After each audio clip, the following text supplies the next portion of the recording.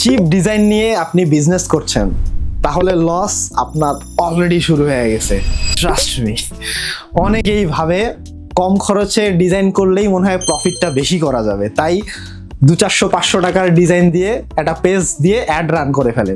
কিন্তু প্রবলেমটা তখনই শুরু হয়, এই ডিজাইন দেখলেই কাস্টমার কি ডিসাইড করবে যে আপনার প্রোডাক্টটা প্রফেশনাল কিনা? একবারও কি ভেবে দেখছেন? সো সলিউশনটা কি এখানে? ডিজাইন কোনো খরচ না, ডিজাইন হচ্ছে একটা ইনভেস্টমেন্ট।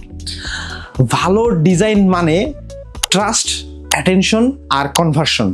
সো একটা স্ট্রং ভিজুয়াল যদি আপনি প্রপার ইনভেস্টমেন্ট করতে পারেন, আপনার সেলস ডাবল হতে বাধ্য। ধরেন দুটো রেস্টুরেন্ট বিজনেস, একটার মেনু ডিজাইন একটু চিপ এবং একটু মেসি, এলোমেলো, এবং আরেকটার ক্লিন এবং প্রফেশনাল লুক আছে। আপনি কোনটা দেখে অর্ডার করবেন এইটা আগে ডিসাইড করেন। সো সবসময় মাথায় রাখবেন, ক্লায়েন্ট যদি আপনাকে দেখে ট্রাস্ট বিল্ড করতে না পারে, কখনোই আপনার অর্ডারটা কনফার্ম হবে না বা সেলসটা আসবে না।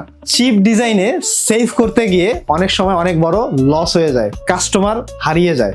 সো এটা অল টাইম মাথায় রাখবেন, চিপ ডিজাইন মানেই যে একটা better profit, it's totally wrong.